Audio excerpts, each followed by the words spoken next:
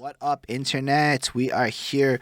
Welcome to the 47th episode of Perspectives. My name is Holden Stephan Roy. Unfortunately, our fellow lovable co-host Littyyy Bro Flacko could not be here with us. He's making cheddar in his world over there.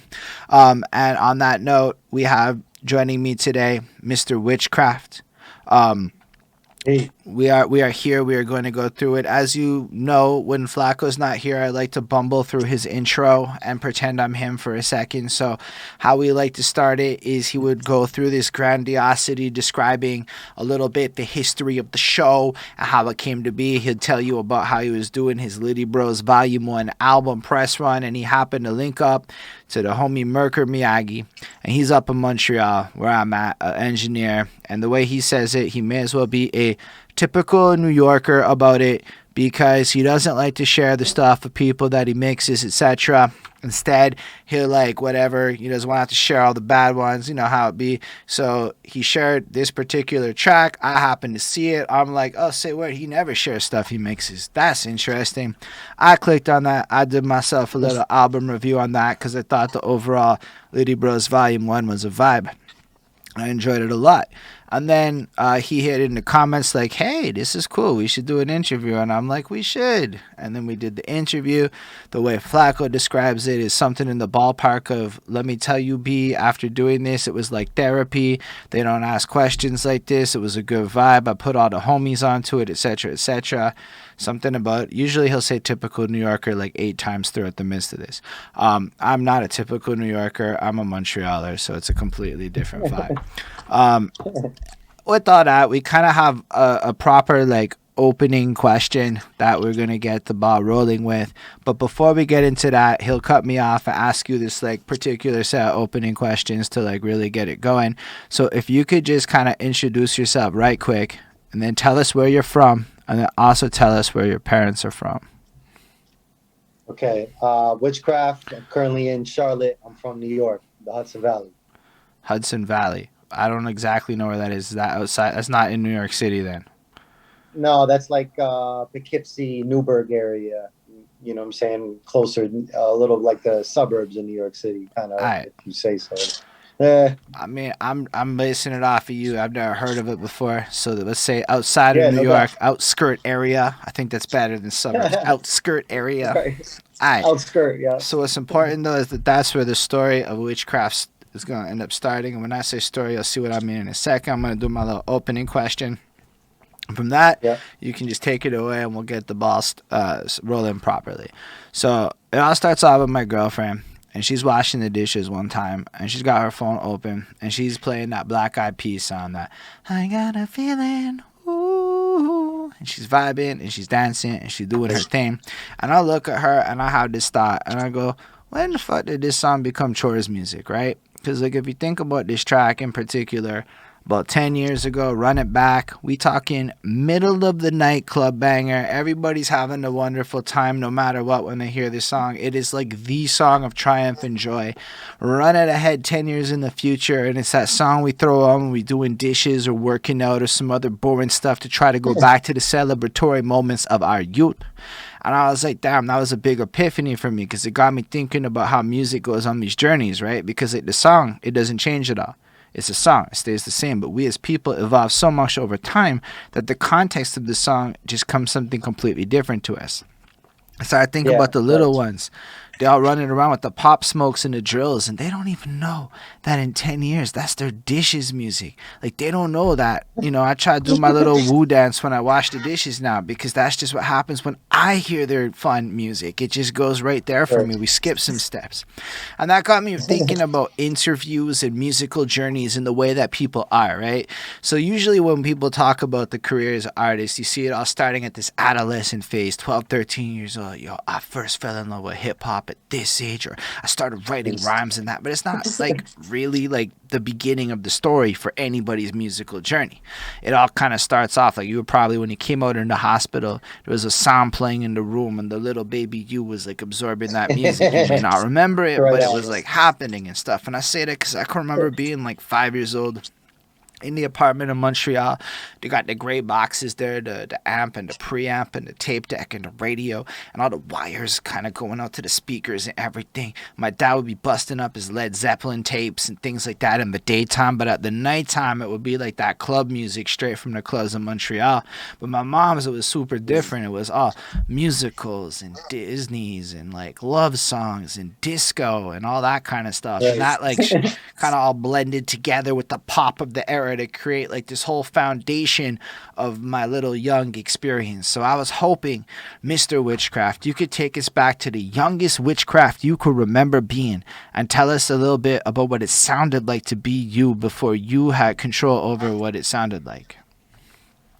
Ah, well, okay. That's you got me on some deepness there, man. You could take me back that far. I would Mm. definitely say watching Tommy as a youngster, man. I was so influenced by the Who that I really wanted to lead a band. And then as time went on, I already had the vocals, so you know, hip hop came out strong, and I found a place to really apply my voice because I already So knew how to sing or how write old were you? lyrics. Because we're gonna really go into this. How old were you when you first like saw Tommy? Like how old is young for you there? Oh man, like 7 or 8 probably, or 9.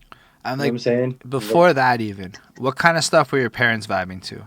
Like what was the sounds like? Uh, so my mom would have been more like Bob Dylan or Richie Havens, and my father would have been more like um, the Who and Billy Joel and Marvin Gaye and like Bob Marley, So like your dad and kind you of. like the Tommy movie came from your dad. Like you got to watch this. Or like Right.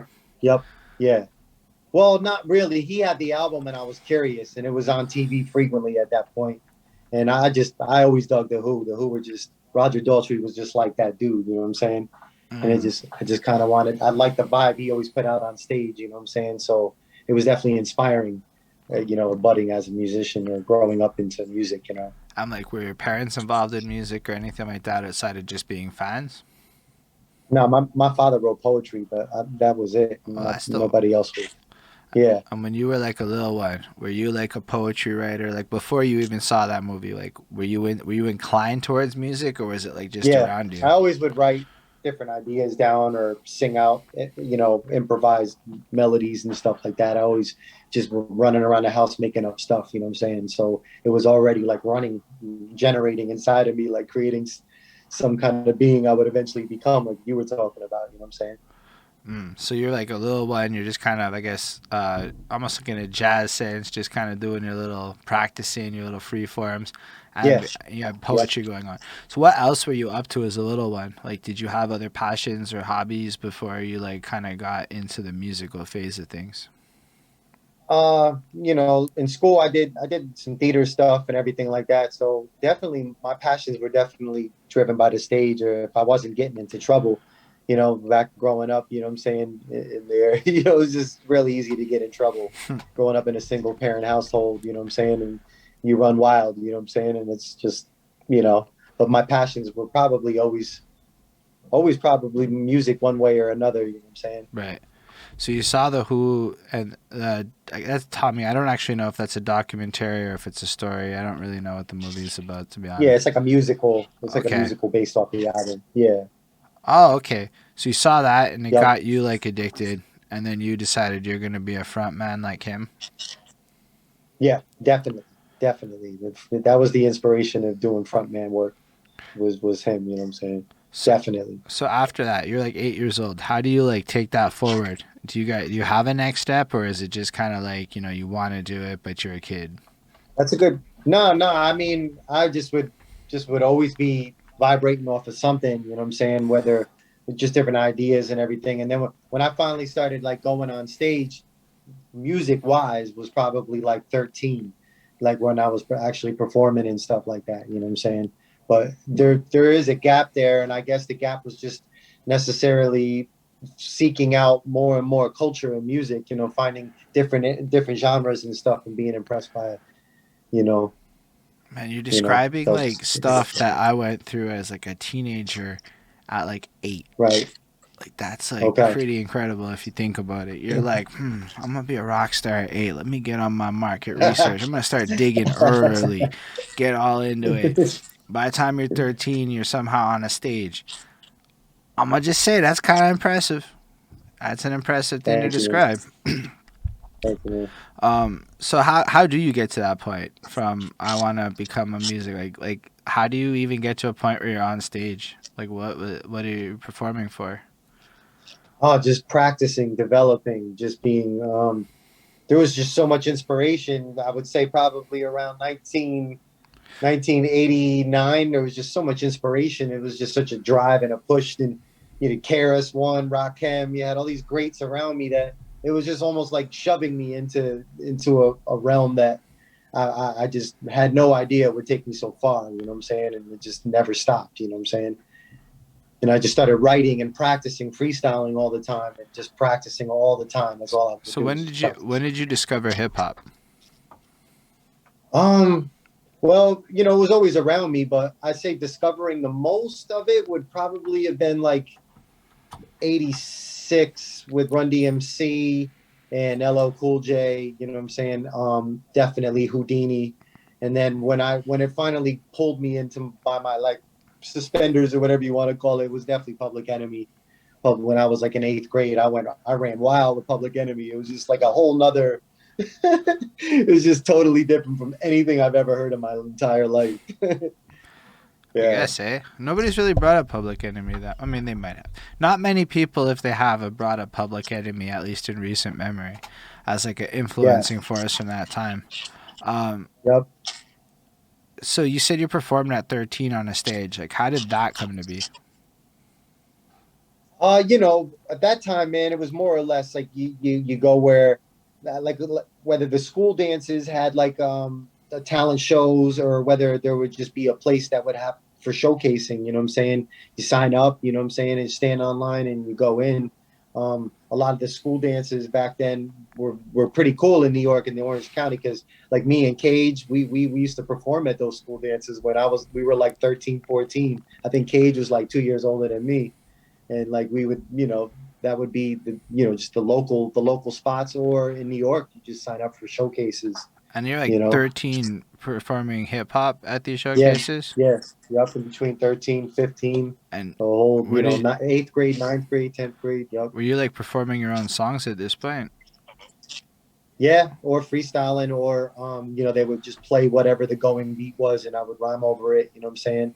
But however, I could get a spot on stage, you know, at the time, you know. And were you going as Witchcraft back then, or was it like a different name? Where Nah, nah, nah. Witchcraft wasn't until like 95, Mm, 94. we just got a good question. When you say Cage, do you mean like the guy who rivaled Eminem or somebody else? Yes, yes, that case. Yep. Like you were in high school with him, battling, or Well, just he went to Minnesink. I went to Middletown, and that's a we good were just we were specification, like, really. yeah, we were very affiliated in the sense of music and people that we were both, you know, that we both knew that were, you know, involved in it too. You know what I'm saying? So you, as teenagers at that age, were rhyming together at variety shows around New York. Not variety shows. Well, we didn't. We only connected when we were more younger, and then we found later on we knew we were in the same area. But we connected when we were like in eighth and ninth grade. Mm. You know what I'm saying? These were like school dances. You know what I'm saying? Basically, you know, So or not wherever even it was variety. like So a like you're local. saying, even lesser than not to like to like create a hierarchy per se, but like the even more local and like so like that's wild. Right, local, yeah, local, because we were both lived in Orange County. You know what I'm saying? Okay. And probably the only ones that were really showcasing ourselves at that time really hard, like working really hard at what we were doing. I just wasn't expecting you to just casually name drop rapping as a teenager with Cage. Yeah, yeah, yeah. Orange County had some good talent coming out of there. That's Sure. wild. And even to that Yeah. end, like that hustle, like I'm gonna be real, my high school wasn't like that. I'm more like I'm part of the I printed the lyrics off and I read them and then I memorized Right. them and then later on in life I started any kind of taking it seriously. So I just hear that kind of a hustle. Like, what's it like performing at these places at like 13? Like, is it cool for you? Like, does it like boost your reputation points? Like, what's it like? Oh man, for me back then, I always liked the bigger stage than the more interpersonal ones, where you were like, where there was like 30 people right in your face. I would have rather the bigger stage, and you know, where I can kind of move around a little bit. But it was definitely a booster every time I would do it. It was almost like I needed more. I had to have more Mm. to strengthen whatever I did because I liked it. I always liked being on stage, even as a younger kid. I always just liked doing whatever it could to get on stage, whether it was theater, whether it was music, whatever, chorus. You know what I'm saying? Always some kind of entertaining kind of a vibe.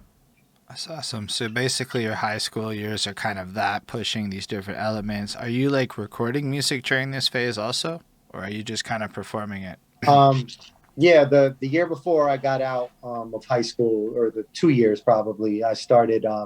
My DJ would take me to different producers' houses, and we would record some stuff. And really, back then, which was weird, it was more popular to make demos because we would make these demos and go up in the record labels.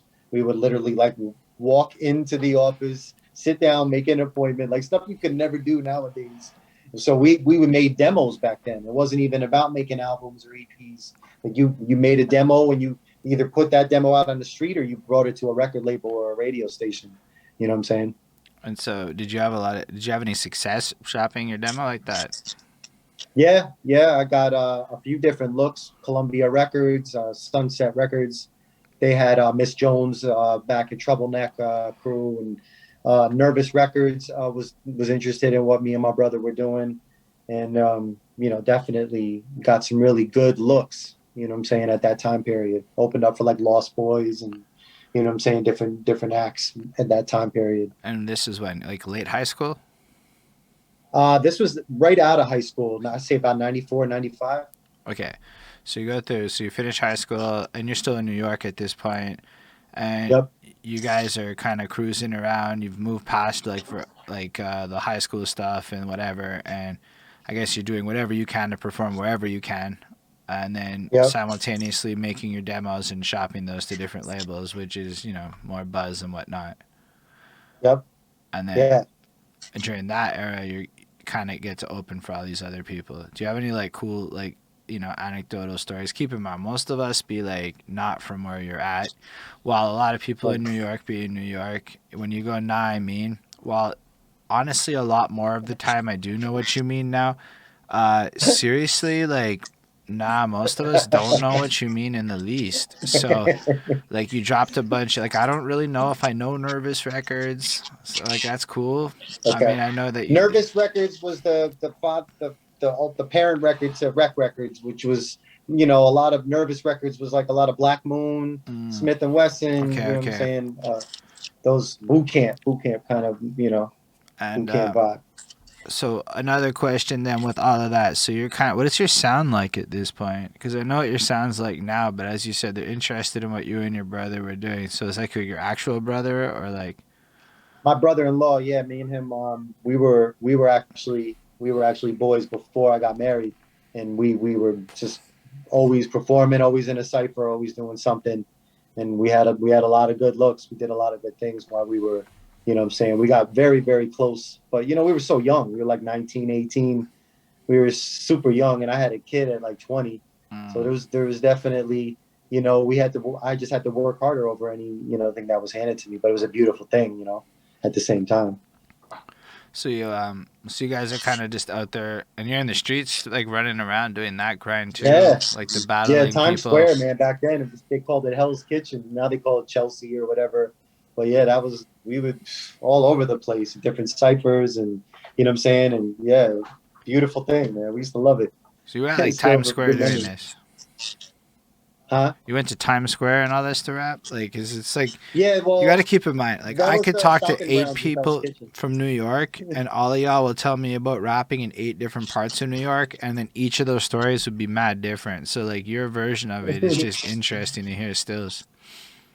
Yeah, yeah. There's a lot of you'd see a lot of people pass you by. I'm saying that whoever they were, I'd be in the studio and Fat Joe would be coming down from D&D, and I would be going to playroom, and what I'm saying, it would just be like people like that you would just bump into randomly. What I'm saying, Guru, all these different people that I love so much that rest in peace to Guru, but And is this because it you're would like be normal to see these people. because you're recording at the same place as they do? Yep, basically, yep. That's a wild part. See, like that's the kind of thing. Like we wouldn't have known that you'd be recording at the same places as everyone if you hadn't told us. Because like that's not inherent to us. When you're like, I was making music in '95 in New York, it's obvious. I'm like, nah, man, super not obvious. That's super. But it's dope because like a lot, especially like my man Immortals in the comments on my site. He's from Canada. We're all from Canada, and like. Canadians got this wildly distorted perception of what is hip hop based off of Google and YouTube.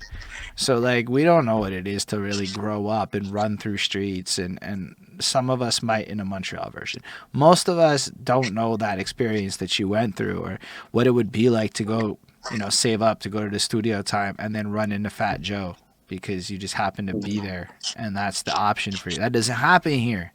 Like it's a different vibe entirely. Right. Yep. And are you performing a lot at this point? Because now you're an adult and you're clearly in New York City cruising around. So at this point, are you getting into the live scene in New York? No, actually, at the point now I'm living in Charlotte. Charlotte's a whole nother story you'd be curious about. But Wait, as far as New York, like Charlotte, like there, North Carolina? Yeah, Charlotte, North Carolina. That's where, what's his name, DaBaby and J. Cole are from? J. Cole's from, I think, Fayetteville. Oh, and yeah. DaBaby, I'm not too sure who DaBaby is. I think he's one of the bigger stars. I'm not sure who he is. Fair. DaBaby. But that's that part. No offense. I just don't. Nah, man. I try to stay up on my like top level names and stuff. I like DaBaby. No, it's all good. I like guys who have bouncy flows that are fine, even if they're vapid sometimes. And DaBaby's really fun. Like it's hard to like not want to bop your head. I'll look him up. Like, is his music meaning? I don't know, but it makes me bop my head, and I can't take away that his flow is amazing. Yeah, I'll have to check it out. I'll definitely look it up, man. But yeah, so I'm just from that end of it. So how do you end up going down to Charlotte? We just moving out of New York. It was real expensive, for other opportunities. And Charlotte's hip hop scene was super different when I was younger. So I had to do actually the lead singer thing when I was moved to Charlotte because there wasn't any hip hop opportunities. So I embraced the singer-songwriter stuff while I was down here. Like in what sense? At the same time doing my hip-hop. Like with like an acoustic guitar type thing or like? No, distorted pedals, sometimes acoustic guitar. It would be, folky, soulful kind of vibe, you know what I'm saying? And I just get in where I could use my talent wherever. This is so you're saying in like the mid-90s, if you left New York City and you did hip-hop, there's nowhere to rap. No, I left New York 2006 and I came to Charlotte. So there was a lot of New York history, definitely, for sure. And still is. So you went to Charlotte. Okay. So you finished high school in 95, right? And then you're... 93, I graduated, yeah. And then that's the part where you're kind of in New York with the Fat Joe and shit. And yeah. So yeah, I might be jumping around. My bad. I'm just jumping. No, that's why I'm here. I'm just got to make sure we map it out. And so then in 2006, you end up in North Carolina. So I guess what I'm saying is, when you're like then in that 18, 19 phase, my man Immortal's like, I'm born in 95. See, look at that. You're educating somebody right now. You're creating that context. We don't know that shit. I'm born in 87, so it's not as bad. It's a little more in the middle. Yeah. So yeah, you're in like the mid 90s in New York recording music and making your demos and shopping them. Are you also performing at that point? Yes, definitely performing. And it was such a beautiful scene in the golden era in New York growing up, and especially as an artist. Can you describe it some? Oh man, I mean, it was just like I said, like you could run into the random pool hall in Hell's Kitchen, which is by Times Square, and there'd be cyphers while people were playing pool at like 8 o'clock on a Friday night, and it would be better than doing it anywhere in one of the fancy spots. Like it was just like because it would be people from all over the world, Trinidad, Guyana, you know what I'm saying, China, like everybody, and people would step up even if they couldn't rhyme that well. They would just jump in the cypher, and we were just from all over the world. And that's what I always loved the most about Hell's Kitchen, you know what I'm saying? Because that's where you'd find a super massive diversity. Were you like staying in Hell's Kitchen, or were you like staying in like the outside of New York and then like coming into Hell's Kitchen? Yeah, that way. My brother lived in Hell's Kitchen, but I would just come down, you know what I'm saying? It was the first thing to do when I get off work. I'd hit the bus station. You get to New York in about 45 minutes to an hour, and it would be on. It'd be Friday night. Right. And then, so how long did that period run for when you were in Hell's Kitchen? Long time, man. Like probably for about 8 years. But there was so many up. That's where I would record. There'd be performing areas around there to perform. You know what I'm saying? Even down to the village. You know what I'm saying? On the west side. You know what I'm saying? There was always opportunities. You had Fat Beats. There was so many things along just closer to the west side of Manhattan alone, all the way up and down. You know what I'm saying? And it constantly working. That's where I would hustle my demos. That's where the radio stations would be. Stretch and Bobito, be at NYU. You know, it was different. No, Columbia. Were they at? No, they were Columbia. But you know, all over the place, man. There's so much stuff going on. So like, how many were you really? You guys were releasing. Did you move past demos and like get into mixtapes and other kinds of projects? And when you start like actually releasing, I guess Yeah, more. mixtapes for me were more or less, probably early 2000s. Like when I was in a crew called MHB, The Fifth Element. We did a lot of things, and so we were putting out EPs and hustling them the same way, performing at different events and handing out CDs and stuff. Okay. And like, did you ever get into visuals at that point, or was that like too out of like reach? Yeah, we would do visuals of our shows and things like that and put them out. And then, videos we started putting out videos like 2003, 2004, and never stopped at that point, as far as visuals and all that other stuff, like So, videos. so you just like had like a built-in crew for that? Like, you guys did it yourselves, or did? Yeah, we did everything. You know what I'm saying? We never got signed, never got signs. We just would most basically have our own label, our own independent, jumping from different independent projects and just, within that. That's actually really fire. So you're saying like the early 2000s, y'all was like pushing this indie scene stuff, like at the beginning of like Yeah, real indie college scene radio, stuff. getting a lot of love too, a lot of looks, you know what I'm saying, amongst college radio and different things like that. And did you get to like Different. tour at all? Nah, I wish, man. That's definitely still on my bucket list. You know what I'm saying? I'd love, because performing is my thing. I love being on stage, Mm. singing, rhyming, whatever I do. I just love the stage, man. I just love it. So that's part of I missed COVID, kind of screwed that up for like at least 2 years. Yes, I completely understand what you mean. It's the Yeah. ending in Montreal. Like we're like allowed to go back to open mid March. It's like wild times. Like, I mean, Yeah. it's been 2 years of not a lot of fun in that regard. But just like, cause even like the digital shows, or I performed at empty bars that were broadcasted. Like actually, there was one bar I always wanted to perform at my whole Oh, wow. career, Yeah. I didn't do none of those COVID things. Tell me and about it. then I got on to finally perform at the stage I wanted to forever, to a room of 7 people. Oh, So the man. You video's did it dope, digitally. cause yeah, Right. but so I'm on the stage. It's exactly at Right. that bar, but it's empty. There's nobody there. It was so weird. Okay. But like, Yeah. That is gotta be weird vibe there. ah, But the video came out good. That's all that matters. yeah, I mean, I'm cool with it. Like, weirdly, I was into the idea of digital shows beforehand, but I wasn't expecting it at the cost of like real life, like the other version. Like you're supposed to have both.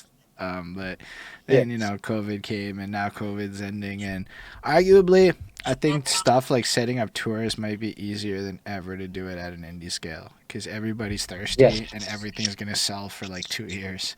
Like people will be like, Yeah. "Psh, I don't even care who's on the bill.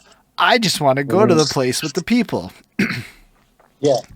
Yeah, I would just if I got with any label, and that's why I'm not like this big. I got to get signed. It's like if I got with any label, they would have to truly believe and back my artistic drive and want to do everything with it. You know what I'm saying? Whether it was marketing, promoting me, putting me on tour, like paying, being excited about me. And I don't know if even labels are doing that as much anymore. You know what I'm saying? Which is unfortunate. They You totally gotta, do, but from what I understand, you have to go prove to a label that without a label, you can do it, and then they can do it scale you yourself. to a Yep. next level. And that's a lot Yeah. harder to do than it used to be. Yep. Yeah, I've had opportunities with like Sony and different people, and they would say, what's your fan base? And I would tell them like I got a good fan base, but they would want you to come straight with like 100,000, like right off the bat, to even be considered to sign. And it was more or less if you would have tried that back in the days when Biggie first came out, or Eminem, or any of those people, man, like those opportunities weren't the same way. Like you had to really know somebody to, because Eminem was in the same ciphers, was in the, all of us had to work like triple harder at that point, because there wasn't, you didn't have, You the were same in kind of, ciphers with Eminem back in the day? No, actually, my brother-in-law was. There was a place, I think it was called 88 Hip Hop, and it was downtown. And like people would come from all over the country and get into these ciphers and stand outside. And my brother went to one that Eminem was at. It wasn't be uncommon though, like because like I said, Cage, LP, like we were all in the Well, very similar LP's cool. communities. Like, of all the names you said, LP is the one that just got me the most excited. Yeah, me too. Yeah, I'm a big LP fan as well. Company Flow is a big deal, and so is Run the Jewels. I definitely got snagged on Run the Jewels, went back and was like, oh, say word. LP's got I an know, me too. interesting ass career. Yeah, yep. Yo, Immortal, you just got a comment. I'm glad I tuned into this one. I'm like, you should tune into all of them, man. They're all good. But Whichcraft's a nifty dude. And here's the thing. The show's called Perspectives because everybody's got a perspective. And they're all different. And nobody ever knows what anybody means these days anyway. So it's a great opportunity to hear that. Like, just the idea that people be all out in ciphers random. Like, you hear about it, but just the different names and the variety of names that are in New York. Like, your circuit is absolutely different than some of the other circuits we've gone through. Like, arguably, I've heard a lot about the streets and less about what happens when you're coming from outside of New York in a more suburby kind of vibe. So, like, less of that I've heard, actually. Yeah. But then you got the graffiti aspect, and then you got the breakers, and there was just so much to absorb in my culture at that time. And it was, I mean, there was just so much in New York growing up that you could just take your pick. Like I grew up around a lot of really great graffiti artists too that were put up really beautiful murals and stuff, you know what I'm saying? And that was just another aspect of the cipher, the other element, and then there was the DJing, you know what I'm saying? And all of them were different, had different elements to them. Like, you know what I'm saying, to enjoy either way, Yeah, two questions. One is, did you ever do any of the other elements, or were you just sticking with the vocals? Well, I mean, I know you did productions, so I kind of correlate that to DJ work a bit. But what about writing and dancing? Did you ever get into that stuff? Yeah. In the early '90s, it was you had to know your steps. You know what I'm saying? That was not a popular, but that was like a must. Even if you were a performer, you had to know how to dance too. You know what I'm saying? Like, and definitely did the, the Running Man vibe and all that stuff, all that stuff. But you had to, though, at that point, it was almost like that was a huge part of the culture. Arguably, if I were to say, if anything, circling back right now, I think as a performer in hip hop, you have to know how to dance again. And that's actually really or at least important. Move around a little bit. No, I'm going to go with, like, this is a competition thing. If they be 20-year-olds that be rigged, like, look at, like, a lot of the younger dudes. They be, like, wildly shaking their junk. And they know exactly what they're doing. And I'm, like, fascinated by this move of tight pants and shaking of the junk. And I'm like, okay, so the idea of moving to the beat and being part of that side, like, guys were like, yo, girls be doing this, I'm going to do this. And so they started, and now it's like, if you're going to be on stage, standing there in an oversized hoodie, not moving to the beat at all, just rapping, and the next people around you be, like, wildly performing with, like, the whole kit and caboodle, I'm going to go with the crowd's not going to fuck with mans who stood still on the stage. Kind of like how that time Outkast performed at one of them big ass festivals, but they were surrounded by EDM DJs and giant lights, and it was like, yo, Outkast couldn't compete. The crowd did not want Outkast in that moment. They was just not the right vibe. Yeah, I love definitely being animated on stage. That's important. That's definitely important. So, I mean, that's my theory. People may not agree with me, but I'm pretty sure dancing's coming back. The other question was, have you ever seen Flavor Flav playing the piano? No, but I actually used to see Flavor Flav on my way to the studio when I would go to the studio by Yankee Stadium. Flavor Flav used to live in that neighborhood. I don't know if he still does, probably not. But we would be cutting through the basketball courts to get to the studio right across from Yankee Stadium. and here come Flavor Flav just randomly walking right across the basketball court. That was a nice experience to meet him on some humble, because it wasn't all Flavor Flav. He was just a normal dude on the street at that time, you know. Yeah. Mm. So 2001, 2009, well, 97 maybe even. Just way back, you know. But it was an honor. That's cool. I don't know why that question came, but that's a cool answer because That works. that's dope, man. That's cool. Like, I know what Yankee Stadium looks like. I don't even know if it's the same one, to be real. I could have moved or some shit because I saw it and I know there's a picture of me in front of the current Yankee Stadium. So I saw that and I was like, yeah, sports. Yeah, a few years back they had an older one that was from back in the days, but they changed it up. Yep. I was like, this shit looked kind of new, and you're describing it, and I'm like, I don't know if it's the same spot, but that's cool. So basically, then you're running through the 2000s, you're putting the projects into work in, you're kind of crafting it out. When do you become Whichcraft? Whichcraft I became in 94, 95. Okay. About 90. I think it was about 94 when I became Whichcraft. And how did you become Whichcraft? Just because of the multiple stuff that I did, you know what I'm saying?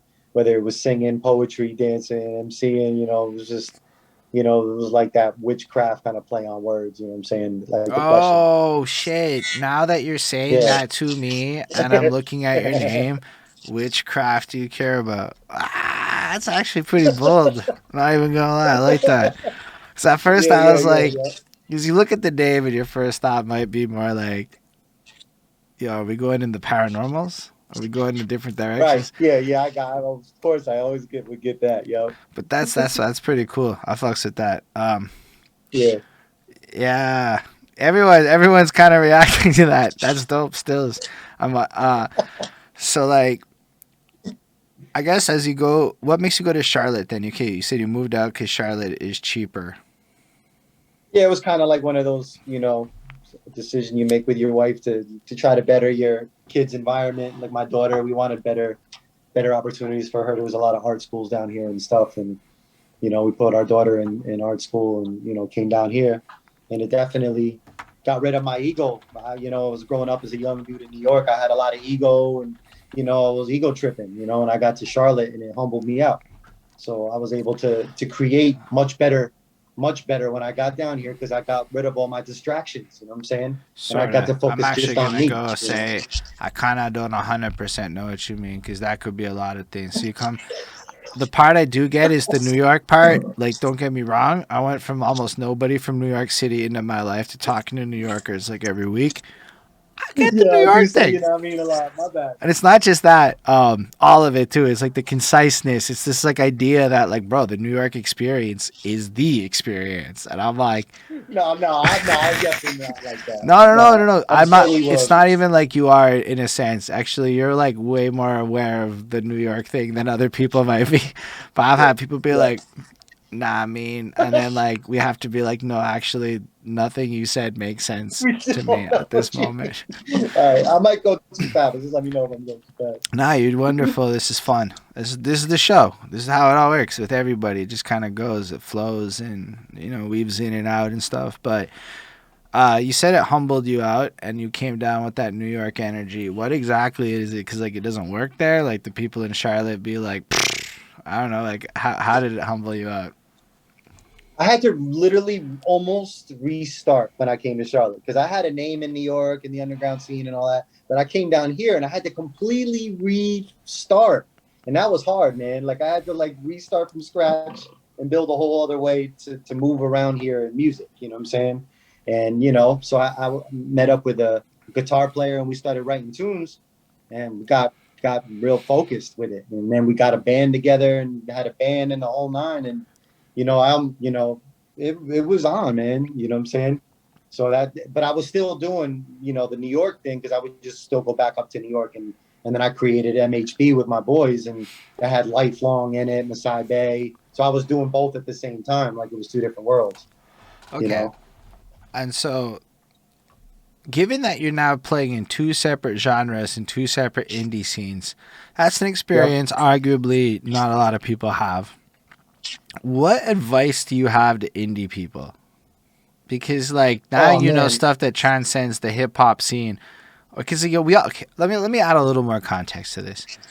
My main benefit from doing these shows is because I get to learn from the stuff other people do. And one of the big lessons I learned is that the Montreal problem is the indie scene problem.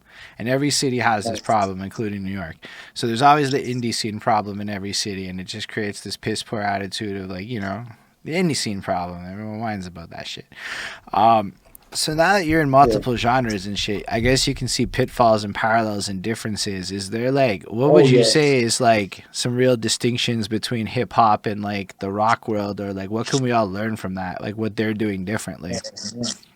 Well, I got one right off the top, just so I don't have to think about it too hard. Is that working with a band, the metronome was the most important, man. Guitar players would get pissed off. Like if you sang in any way, because like hip hop would be more free for me. So what with a band, if I whatever I wrote or whatever I sang was even just off, just by just by a smidget, it would destroy the whole rhythm, the lead guitar, the lead bass, like everything would kind of tumble down. So it was very important to follow along with that metronome. And if an artist can't do that, that's one advice I would say. You better get used to hearing that tick tock, because if you can't hear that in the music, you're lost. You're gonna get lost in it. Oh, say word. And you're not Yeah, necessarily you're gonna saying get lost in it. like, do you guys actually, so when you practice, is there like an actual metronome in the room, or is it more No, you just have no, to you follow off the drummer proper? yeah. When we were in the studio, sometimes we would have to keep a metronome on with some points, not for just me, but for other musicians or whatever. You would hear just the slight tick. You know what I'm Yeah. saying? I've been a stubborn fuck about metronomes. My engineer has been like using metronome, and I'm like, I'm not using a metronome. So I never did, Mhm. and I painstakingly learned about flow and pockets. But would you recommend using a metronome if you'd be rapping and stuff? I say if the MC has a struggle with staying on beat, I would definitely say practice it like that, but not. I think it would be too much of a distraction because there's a certain hint of you just got to be totally connected with the beat when it comes to hip hop. At least for me, there has to be that spiritual connection. You know what I'm saying? And if there's a metronome in the way, it can mess it up a little bit. I would say, you know, maybe when I'm making a beat, I like to use a metronome. Mm, that's an interesting way to look at it. I try to find my metronome in every beat. Like you Yeah, should, well, yeah, that's a good way of putting it. Absolutely. but I usually ride bass lines. For me, it's all about a bass line. I don't really care about Okay. drums as much. That's why Okay. drumless confused the shit out of me. I didn't realize rappers were riding drums this whole time. I've been riding the bass the entire career that I've had. So like, that's a nifty point with the metronome. Anyway, I got a little sidetracked there. So you come down Okay. there, and now you're doing the band, and you're popping back up to New York, and you're performing in both scenes. Do you find that the crowds are different? Oh hell yeah, way different. Way different. But at the same time, they're both going for the same thing. Like if you're at a real hip hop crowd or you're with a real, I'd say people that dig like a Red Hot Chili vibe, you know what I'm saying? They're both looking for the same point in the music, you know what I'm saying? So that there's that love but it's definitely a different vibe, you know what I'm saying? But you still get the audiences that you got to perform in front of in either genre that use the music as an ambient noise, which pisses me off. It's like, why are you going to watch a band or go watch performers and you talk through the whole show? You know what I'm saying? Like you'd have to do. Those are the extremes of the shows, man, and a Mm. lot more in rock music. Like they just because you up there singing and playing music, like you're like just their ambient sound, and you have to rehearse for weeks to get to that point, Mm. I got one answer for you that maybe isn't gonna be your favorite, but I'm probably bringing a girl to that rock show. I'm probably not bringing a girl to the hip hop show. And that's going to change my intentions for the whole night. I'm just being real. Right.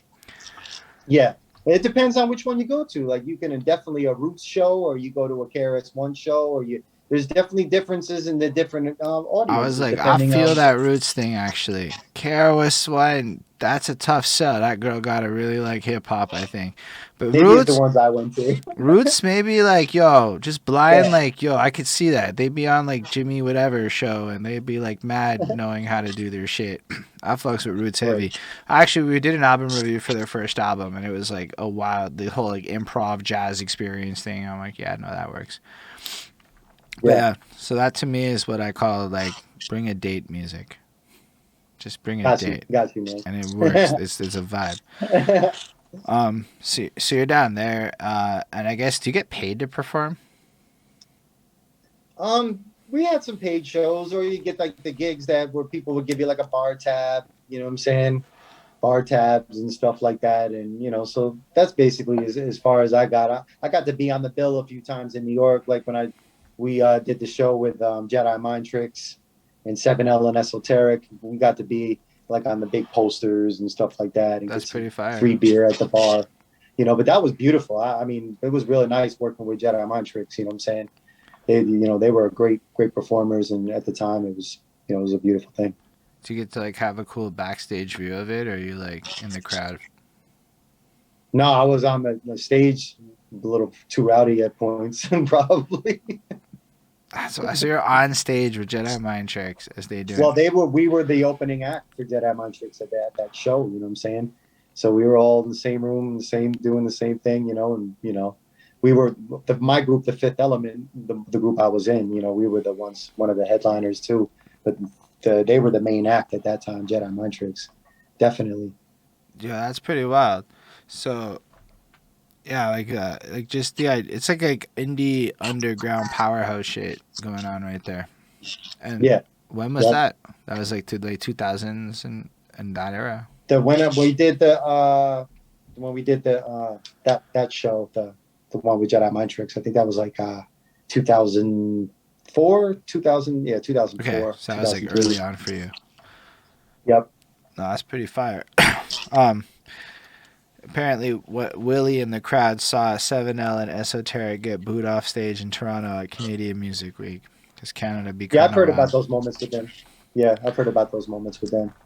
You know, Um, I just know they're good. I don't. Aren't they the ones in Sarface? Or am I wrong about that? I could be wrong. I'm not too sure, but I No. know, yeah, at the time that they were one of the acts of I don't know too much about them. They were from actually the same county as I Mm. lived in as well. 7L in the same county as me and Cage and all of us. Yeah, you guys really did produce a whole lot of people. That's fucking wild. Um, nah, I mean like, I'm from Montreal. Like, yeah, we got people in EDM. And trust, if we were talking to EDM, Montreal's dominating apparently, which I didn't know until recently. Aside of that, we got hockey players. That's true.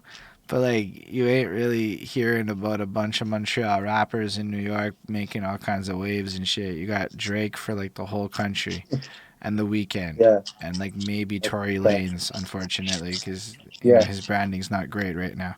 So like, that's the whole right. country, and like maybe Mad Child and Tom McDonald, which are not my favorite representations of my country right Yeah. now. Um, Hmm. who else? I don't know, but that's like the whole country, let alone my city. So like just the idea of like, sometimes when you hear people like, yo, my county be popping off celebrities like, well, and even whatever tier celebrities to me, it's like, wow, shit, it's cool. Like you just want your home to be that place in whatever you're in. Yeah. Um so yeah, so apparently Esoteric and 7L are in Sarface with Inspected Deck. I was like, I'm pretty sure I knew them from that. That's a fucking Okay. powerhouse group if you're into that. Like, they did a project with Doom, they did a project with Ghostface. Like, they're like one of those groups. It's Yeah. really like Yep. consistent. If you love it, Yeah. you're gonna love it. Absolutely. If you don't Yep. love it, you're not gonna love it. And I couldn't convince Yeah. you If you for the don't love life it, of don't me. listen. Yeah. So like, once you get to Charlotte, you're doing that. I guess. Are you still in Charlotte? Is that where you're at now? Yeah. So Yep. like, have you been like running both groups for like the last decade? No, MHB, we didn't really like split apart, but people had other priorities and things kind of switched up. And then around 2013 or 2012, I got with Mankind Co-Pro with uh, the Black DJ Black Panther and Respect the God and Caligula. Fallen Down from the law, from Killer Army. He was one of the producers of Killer Army. I did a few albums with Fallen Down, and I got with Mankind Co Pro at the time. That's dope. And so, like, what's it like as time goes on? Do you find like what do you find it changes for you, like in terms of recording and like your style? Do you feel like there's an evolution and all that with the different people you work with? Yeah, I mean, if I stop getting better at what I do, then I might as well just stop. I don't. If I get to a point of plateauing, then I'm gonna try something else musically. Maybe I'll try to learn a guitar or whatever else. But it's important to always elevate and grow and learn more ideas and different styles, and always push myself to the point where, I know I could write better than that, or I know I could do better than that the next time, or Right. like I don't do punch-ins in the studio either. Like I go, if I have to do 25 takes, I'll do it until that verse is going to be absolutely fire, or it's just not worth it for me. You know what I'm saying? My every producer I talk to does not agree with you. I know a lot of producers. They'd be like, "Yo, just punch in," And as a producer myself, I'd rather the artist go all the way through because then it's easier to engineer it. You know what I'm saying? At the end of the day. I don't think my producer. See, here's their perception. I'm gonna tell you their perception. I don't want to listen to you do this verse 25 times, and I'm kind of like, because here's what happened. COVID kicked in for me, and one of the things that came is like, yo, where am I gonna record? I mean, already I was recording from home. Oh, well, you're paying studio time. That's different too, right? Yeah, but then all of a sudden, shout out Spectres81. Then all of a sudden it's like people be coming through my crib and I'm recording people here because ain't nobody got somewhere to. So if they're gonna work with me, they're coming. Bro, recording somebody that like, it's not the same when it's not you. That's the one thing I can say, right? It's just not the same when it's not. Like, I know. I've been there. Miserable shit. I mean, I love it. I kind of grew to love it.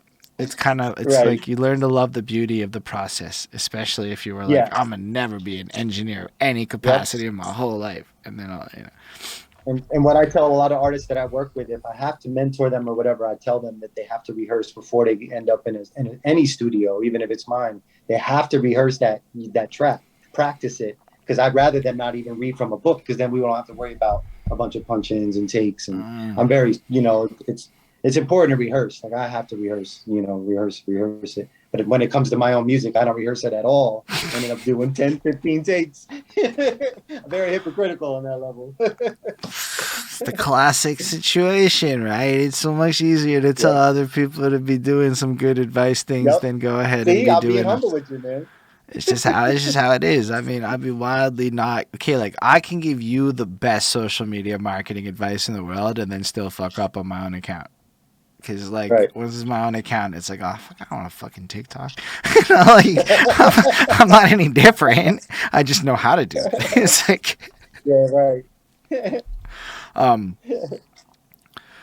shit. I lost my train of thought there for a second. Okay, so production. That's what I wanted to ask you about. So you got into producing when? Because we kind of went all this way with the rapping side of stuff, but you kind of mentioned multiple times. I got my Triton in 2000, I got my Triton, and that was my chord. Triton was my baby. What's a Triton? Created a lot of, so it's a big keyboard. It's a music station, and you make beats and sample melodies and do all kinds of stuff on it. But it's like a big keyboard that does like basically everything. Like it's like my spaceship, Okay, so you got that, and so you're not coming at it from like the software, like I got in FL Studios. It was more like the hardware version of production. So you're like sampling shit. At that time, your component was the most important thing. Like you either had a Triton, you had an MPC, or you had an SP12. You know what I'm saying? Those were the common.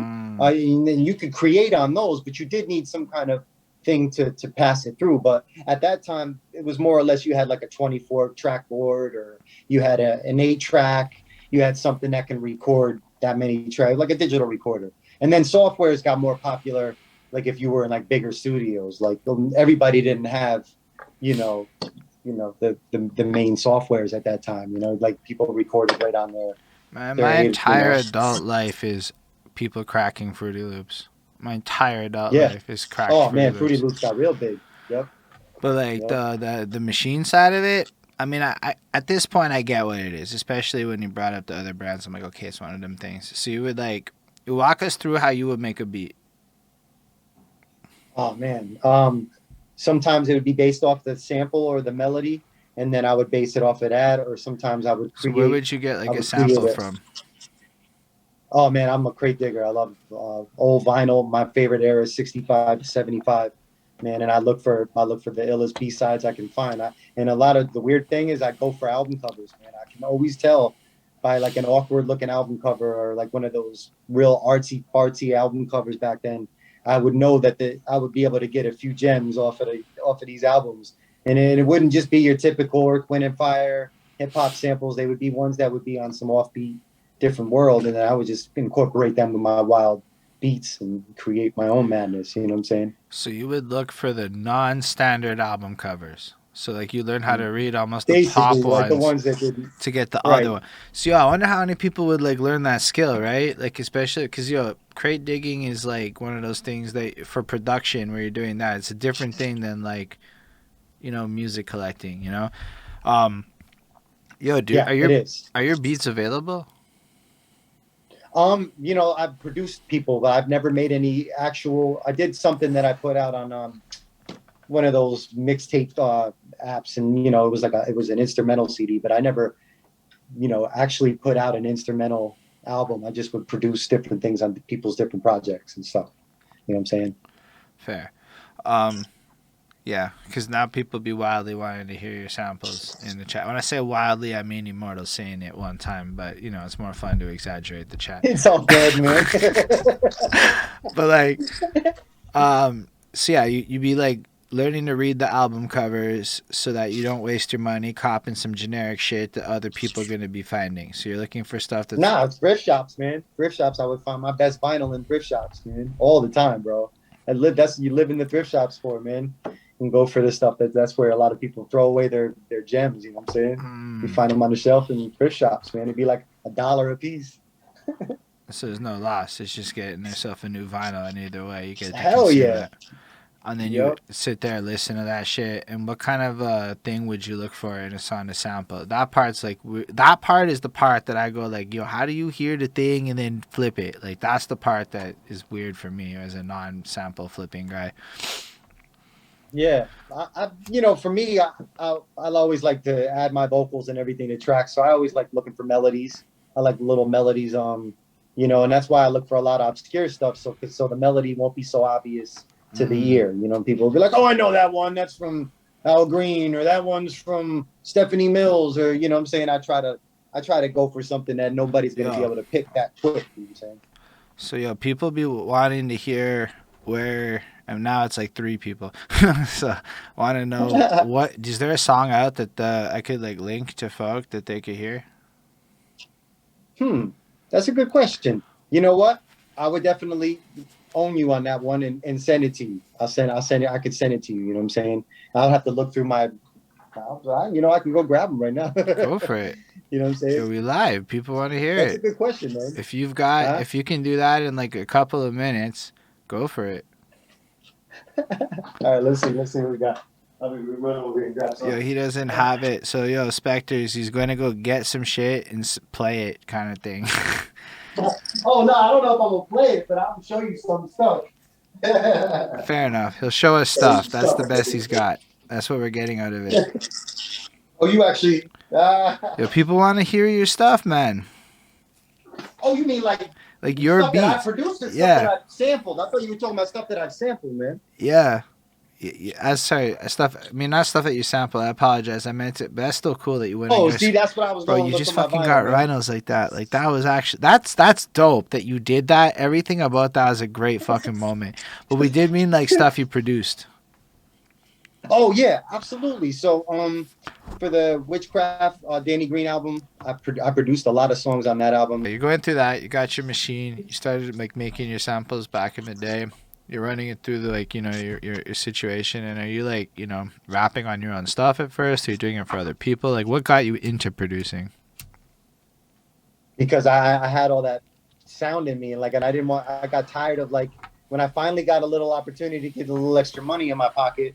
You know what I'm saying? I was tired of paying the other studios to do my music. I would have to go in the studio, pay the producer to produce it, to engineer it, and mix it. And that was a big Hold up, price. you had to pay So I people to had to, produce the beat for you on the spot, like you wasn't coming in with beats already? exactly. A lot of the times. Was that like how it was? In certain situations, yeah, you know what I'm saying?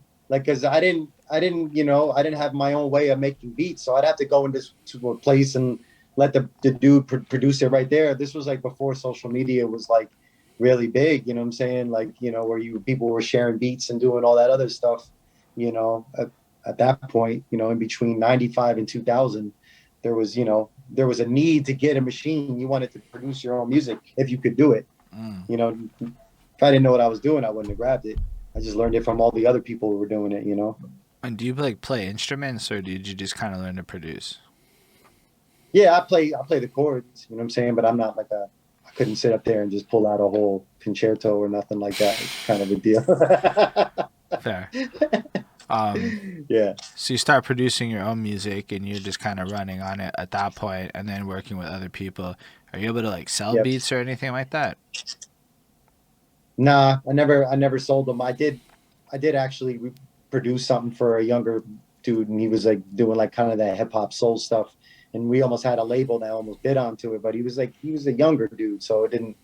He had too many issues in school, and that's a long story. But that was as close to it got to where making Mm, some good money. You know what I'm saying? They were going to buy the publishing and everything for it, but right. it didn't happen.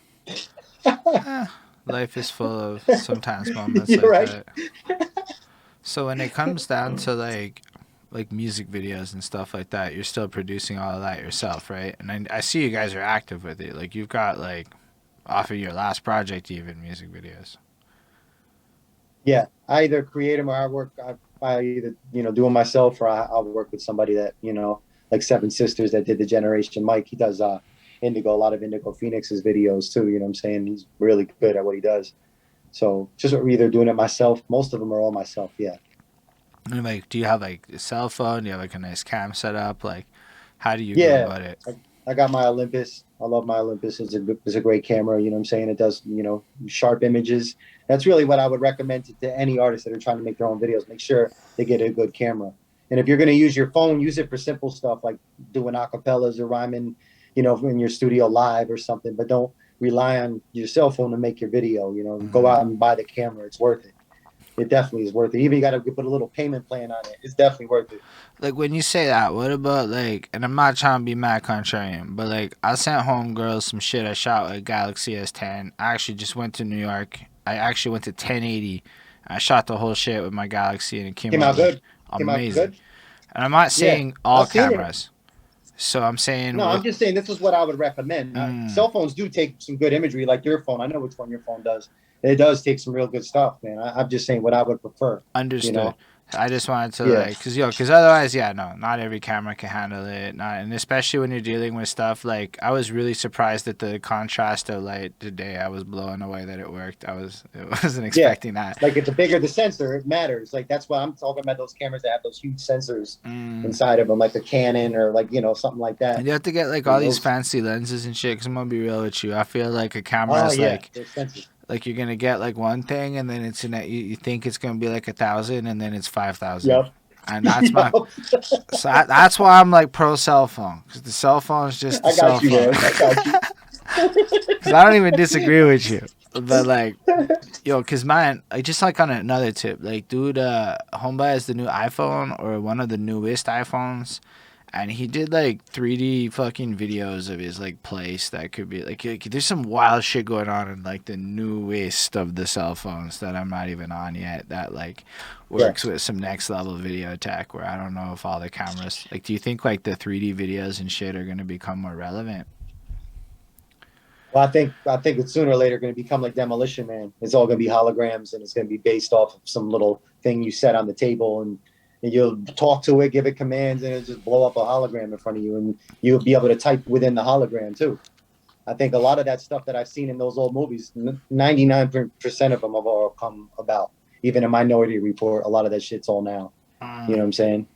Which is crazy. But I think the next thing is holograms. After when the cell phone stops evolving, it'll become holograms. Yeah, holograms would be super cool. I never really thought about it from a hologram perspective.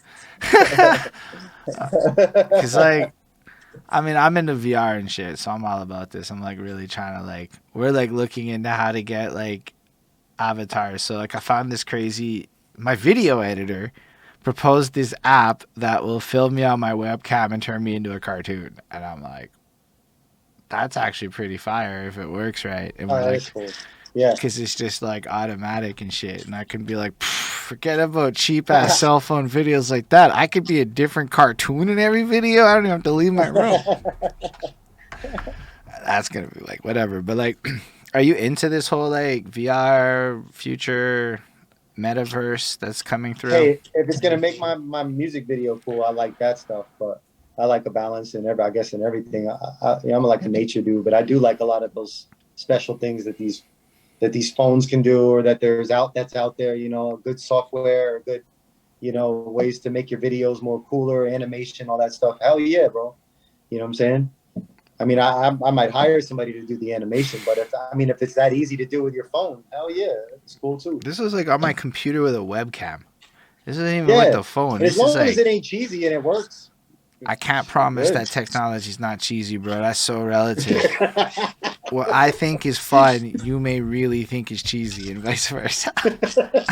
I've learned a lot about. And who knows that's subjective? I'm just being totally subjective. Nah, I'll be You know real what I'm with you. saying? Pretty much everything in the VR space world is, bro. You gotta be willing to look past it right now. Is where it's at. Okay. It's not bad.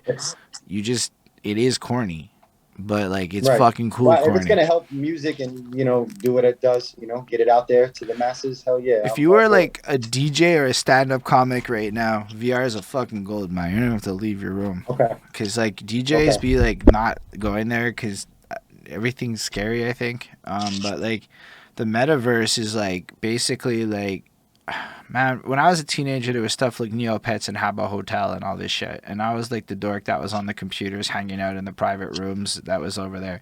Hell, there was actually this thing called Coke Studios when I was young, and it was just like you got this 4-track beat maker from Coca-Cola. It was actually Coca-Cola that made this. It was a whole website, and then you would go to different rooms and play your beats, and people would thumbs up it, and you would get like coins, and then it was this weird economy that you could like. It was wild. Like you could buy furniture and shit, and you would deck out your room. So like for me, this metaverse has just like kind of always been around and correlated with music in my head. But it's kind of like Right. that. Private spaces, like it would be like you could create the Witchcraft Palace and this giant ass virtual room where like avatars show up and party with you. That's how I Okay. picture this shit really going. And I think musicians Okay. drive it forward more than anybody else because everything else sounds stupider than that. Like, I don't want to go to fucking VR, but one time I went to the VR club. It wasn't great, but man, in the middle of Montreal's curfew, the VR club wasn't bad. Okay. Like, yo, actually, somebody made a joke about a strip joint. I literally read an article that talked about how there's this app called VR Chat and there's virtual strip clubs. And I'm like, what? But yeah, already in VR, there's like strip clubs and shit. Like, it's Wild West out Okay. there in this world. Like, biggest one, church, believe it or not. People be wildly going to Wow. church in VR. That was one of the Okay. earliest proponents. That's what got my attention. I'm like, wait, if church is doing it, you know this is real. So VR now, it took me a minute, but Yeah, virtual virtual reality, reality. obviously. Yeah. Yeah, Okay, yeah. gotcha. I just want to make sure on the same page. Yep, I would yep. argue it's like, That's definitely the world. and it's less about like literally the VR headset, but more the manifestation of virtual reality. Okay. Like the headset's what I think we all think of, but like it's more like these spaces. Even like Discord is in a sense just a really shitty one with no avatars. If you ever use Okay. Discord or like these private spaces and whatnot. I don't know. I'm kind of Willie's like Right. shut up and go back to rapping. I'm like fair enough. I get really lost sometimes in the tech stuff. That's one of my huge passions outside of music. But with all that, um, who is the Dead Poet Society? And like, That's a crew of two dudes and from Philly, great producers. They also MC once in a while. They kind of go back and forth, but their main forte is producing. Man, they're like the arsonists. They bounce off of each other, their ideas, and they're constantly on their pads. They just like constantly making greatness, and so I definitely thought it was necessary that we collaborated. You know what I'm saying? Mm. So how do you go about like finding new people to collab with? Just from the strength of, if we're under the same radars, we usually see each other on mixed shows or something like, and then we just follow each other on Instagram and we start networking and things happen like through that. You know what I'm saying? I know most of these guys, we're all familiar with each other from like shows that we're on, different shows or whatever. Yeah, yeah, because like when you Google, I was like, is that like his group or no? He's collabing with them, and then as you dig in, you just see Witchcraft did a lot of stuff all over. So like, how many albums did you say you've done? Since I started making them, or just in general, like the last few years. No, since you started, like the beginning of Witchcraft. Probably about 25. About 25 of them. You know what Holy I'm saying? shit, Like that's in between EPs and albums. Yeah, not yeah. yeah, that's pretty impressive, man. And you just keep going. Do you ever like run out of ideas? Nah, but there's been some dead spots. You know what I'm saying in the past, but in the last few years, nah, it's just I hit the ground running again, and I haven't, it just hasn't stopped, man. It just keeps coming out, so that's great, because there is writer's block. I haven't gotten it yet. Right. I mean, I find that's like often super correlated to life. Life like puts you in positions where you're creative, and then maybe sometimes you're not as much. Um, Hmm. so like, I guess what's inspiring you lately? Like, do you listen to a lot of other music? Do you like stay like abreast of what's going on in the underground scenes? Oh yeah, I mean, all the shows, from Gorilla Grooves to, my man Glib Styles, Cut Supreme, all the things that I've heard in boom bap lately. I mean, it's definitely different than I've ever heard it. You know what I'm saying? It's like there seems to be a great energy now, and I'm sure it's because of everything around us. We're just products of our environment, but it's definitely a breath of fresh air. I feel like a new golden era coming on than, like how it used to be from 1990 to 2000. I think there's going to be another decade, which is about to start. And we're already in the making. I can see it, there's definitely a new vibe, a new way of, sound going on. Mm, I think it's the intensity of the vocal and the intention brought to the track. I definitely think there's a lot of that happening. Yeah. Also, like, life's weird, so like people got more to say, Mhm. and Yeah, I mean, there's more of us now too. The population has tripled since I've started. I sound like an old man saying that, but it's true. You know. that's true. I was thinking as you were saying that, I bet every scene is having the same conversation. Actually, my scene's about to do Hmm. really well because I think everyone's scene's about to do well. I think a lot less people are gonna make millions, but a lot more people will make like a hundo. Like that's where Hmm. the scene's kind of I see going. Just because, Yeah. man, that's what the algorithm does. Everyone hates the algorithm, but it really is gonna give a lot of people a lot more chances than they had. Not the celebrities, the really rich Yeah, it makes people. us work harder because it definitely every year they change it. It changes then I have to step it up and try other new ideas in order to get back up to because you'd be like go from 1,000 views to like 300 views and you're like, this is not my algorithm, my usual, and then it'll change the next year and change the next year. It's like, I think some things, if they're not broken, they shouldn't be fixed, in my opinion. I think if it's flowing well and it's doing its thing, I say leave it alone and work on something else, work on a different thing then, Mm. while that thing's doing its thing. I think they changed too much of that shit up, in my opinion. Pardon my language. Yeah, you can swear. I've been cussing the whole time. It's y'all that might usually not. I mean, like, I hear what she's saying. With YouTube's a different beast where Oh yeah. it's not the I same used to be a company. vlogger. Hell yeah. YouTube is tough, man. Tell us about your vlogging. We're doing like travel and fashion blogging, you know what I'm saying? And that was another thing where I got to learn a lot about Photoshop and different things like that. And project I did with my wife, and it pretty much blew up, man. My wife was writing for editorials, doing blogging, and we would do like travel vlogs and stuff and run around that crazy. And that was pretty dope too. And I was doing that during hip hop too, but it was definitely that was another whole different genre, different world. You know what I'm saying? Oh, that's That you got to constantly be fighting with YouTube. You got to constantly be trying to get your numbers up, subscribers, like all that shit mattered. You know what I'm saying? All that stuff mattered. your subscribers are the biggest thing. Subscribe to my channel. Yo, I say it all the time. I'm like deaded in my soul. I went from ironically saying it to just saying it to now I really Right. believe it. Like, yo, subscribe, like, follow, yo. Like, it doesn't feel right if I don't say that at least once, you know? And you know Yeah. why? Because you have to. If you don't say it, people won't do Right. it. It's fucking stupid. Like, you think like you could get away. No. You really Yeah. do have to say that shit. And if you say it at the Yeah. beginning, that video will get more subscribers. And it's just like, Right. make sure you smash that like button.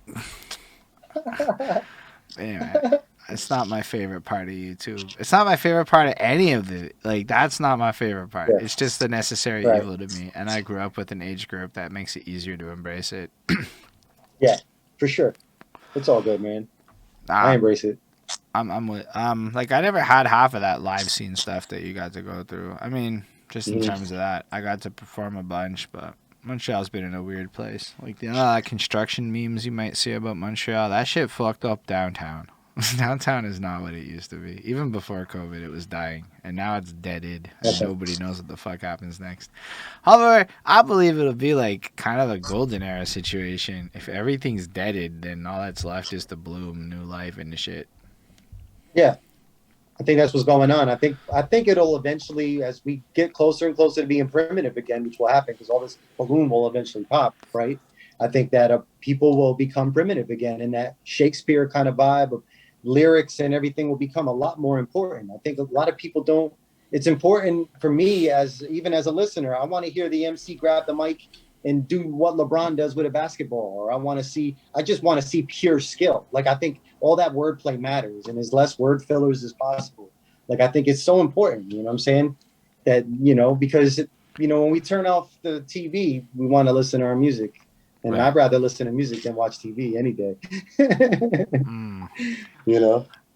I can't say I fully agree. There are definitely Netflix shows that grab my attention.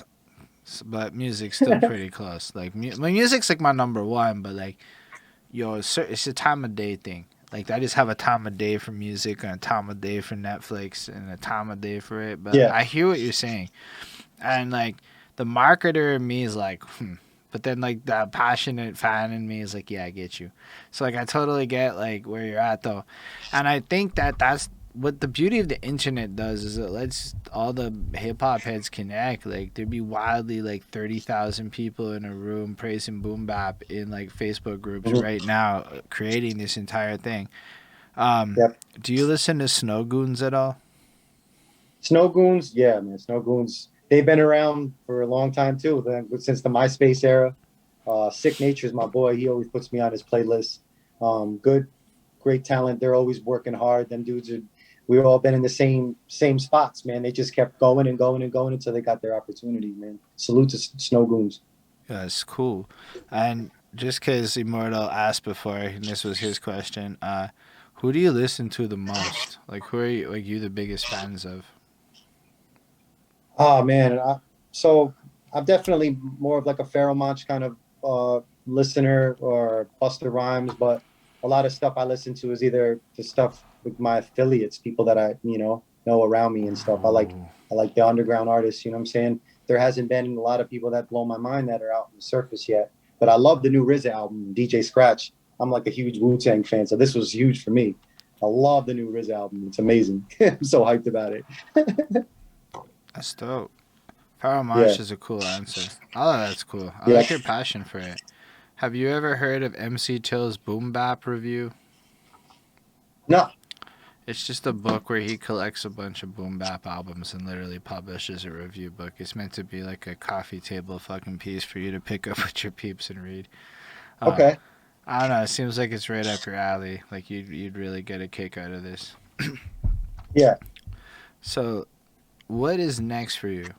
Like, you've gotten to the point where you'd be like, where like I got the feeling you're just in this machine mode. You're producing, you're releasing, you just got everything going. Your life's like on lock. So like, what's the next part for you in your dreams or the reality? Like, what are you going towards? I definitely would like to. I'm not searching for some big fancy record label to sign me, but I would love distribution. I would definitely love distribution where a lot of physical was getting out there, but distribution to the point where they have a plateau of their own. Somebody that might take a little bit of the weight off of me, where I can keep creating these, and where I would start seeing, more back from it. But I guess the goal really is to keep getting this play until something snaps. You know what I'm saying? Right. And it usually will, because I believe it will. You know what I'm saying? Until something snaps and I get a bigger opportunity. You know what I'm saying? Because I'd like to start performing at festivals, if that's what you're really asking. I definitely would like to perform at the festivals, and because that's really where the money's at. It's not from selling anything music; it's from going out and performing. That's where the money is. Right. Yeah. That's all that press kit stuff and all them other logistics come into play. I've been looking into how to make my press kit look hotter, because I was like, that's good. Festivals you need a press fire. kit. But it's not even just having it. It has to look good, because that's like your CV, right? So in order for your press kit to look good, you have to go do interesting shit recently in order for it to be hot. I know what you mean. Because I have a lot of hot going for me prior to COVID. I'd done shit like my press kit would have been kind of fire in 2016, but it was not. Then I just let it go and went to the internet. Internet killed my press kit. Good for the rest of my life, but bad for that one thing. Press kits are important. Bios, all that. I would recommend that to any artist. You got to have your bio. People always gonna ask for your bio. Yeah, I mean, bio's easy. I can write, but like in general, I mean, it's good for everyone to have that stuff. But like, how would you go about getting yourself booked at festivals?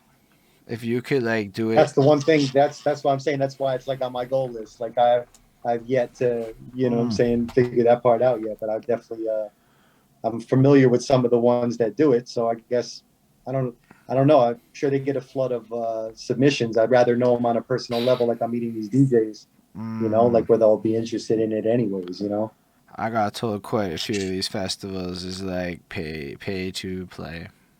A lot of these. I know. Oh, pay to play, huh? I know the Gathering of the Juggalos is. I mean, I don't know about all of them, but I know everybody that is like indie at Gathering of the Juggalos paid to get there, and they making it back on. Yeah, Gathering of the Juggalos. 100%. Oh, I was from more of a paid opportunity, hopefully. I mean, like Tech9 probably gets paid, but like the little artists. That's what I'm working towards. I'm gonna work until I get opportunities. But Tech9 gigs. Most of these shits, man, I don't know. I looked into the festivals. Like I was looking at stuff. Like, how do these guys get? It's like, the guy charges this much. I'm like, I can't afford that. That's crazy. I haven't heard that one either. Nah, I'm not trying to diminish it. I want to know where the ones that will just offer me clout at this point. I'll take the clout ones. Yeah. Give me the fucking footage. That's all I want is the footage of this shit. But yeah, I mean, do you feel like there's an opportunity outside of festivals to set up like touring things as an indie person? Like, I know you don't necessarily want to run the logistics, but the one thing I learned about US geography is y'all could be doing wild amounts of shows in a weekend a lot easier than I can. Is that like an avenue? Really? Yeah, I mean, I'm definitely gonna have to hit you up about that. I'm gonna have to call you sometime and get some advice on that one. Yo, I just talked to people. I'm clueless on that point. Because people be just telling me like shit, like, because like there's cities and all the little small towns and college towns got shit, and then you holler at all the people, and just because a lot of places in the States are close to a lot of places in the States, you can just coordinate your weekend to go perform at like 4 places. Yeah, no, I would be. That's what I would need some guidance on for sure. I mean, I know it as much as I just described outside of doing it myself, where I would pick up phones and call people. And honestly, my strategy is going to be to find a girl that is way nicer than me to go represent me. That's my I just would need to know who to pick up the phone and call too. I guess that would be my problem. Yo, straight up, fucking venues. Go on Facebook. Yo, what's good? My name is. It's not even deep. Yeah, no, I mean that's what I mean. Those venues, I just, this is the spot to look. This is the college. That's just. Is there like a book that says like, oh, these are where the performance spots are? You said you saw a geographic. You know what I'm saying? Nah, man. I was talking to people, and they just told me about it, and then well, because you go to the first one, and it's a Pandora's box for you at that point, right? Yo, tell me about the next ones. You're gonna unlock it, but yeah, Right. just pick a. Like I don't know I don't know if you're in Charlotte now, but let's say you're in Charlotte, right? You would then just look at the map and look at everywhere you can drive to within 4 hours, and then figure out where all the cities are, and then Google all of these cities and see what bars they're at, and then that'll all pop up really fast. Then figure out what has Well, events, yeah, that part. and it's But like just who takes boom bap, all those little details. I just would have to figure out spam. that part. There's no way You know? around it, man. Yo, what's good? My name is. You can check me. There's no way around that shit. I spent the last Yeah. 7 years of my life trying to find a way around that shit. There's no way around it. No way. You Okay. can literally Good to know. buy lists on the internet of everybody that's everybody. Yeah. Just so you Good to can go know. do that. Yeah. I just don't think there's a way around it. I just you gotta Gotcha, holla at man. people and then be attractive. And I mean, end of the week, probably know way more about event doing than me, but Yeah. it just turns into basic event production and logistics. Yeah. Which I got. See, there's something I definitely got to research a little bit more, man. And Because then usually I just get them through friends or opportunities or people that's hit me up. So I got to learn how to hit other people up, like you said. I got to work better. I just don't know a way around it this time around. I spent my whole life not doing that. It didn't get me anywhere. So I started talking to New York people, and New York people be bold, right? So you just gotta tap back into your inner New Yorker. Yep, got you. That shit probably work really well. Who's the biggest name you ever battled? Is a question we just got.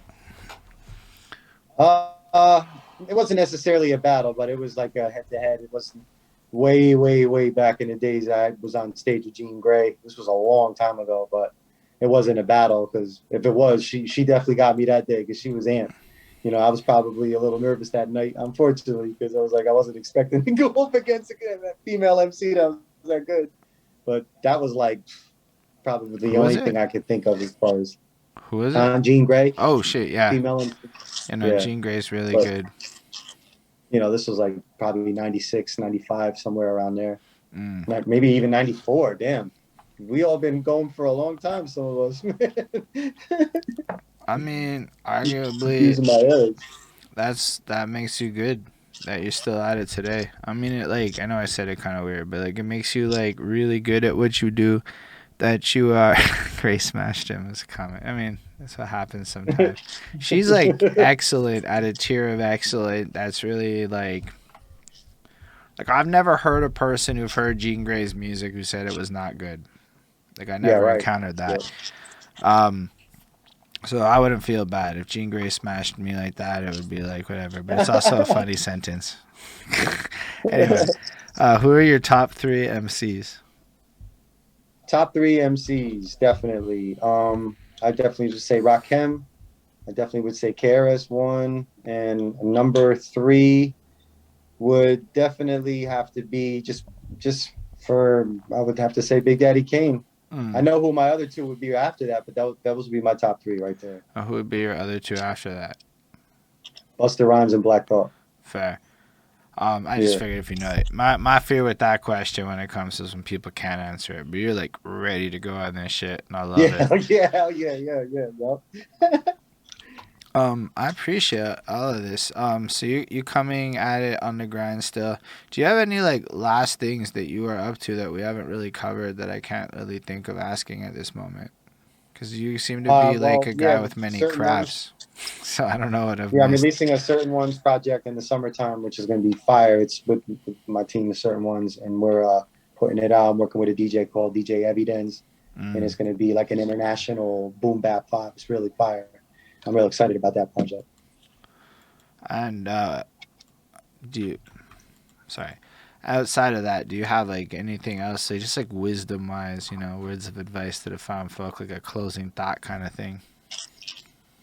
Oh man, I know a really good one is what's helped me in music too, and it's in life. Is ego is edging God out. Is the acronym for ego. Is removing your ego. You'll just travel so much further spiritually, and it's just a beautiful thing. That's where I got better as a musician and a person, was by removing my ego. And as I was saying all that, which is for the record a great tidbit, but who are your top three producers?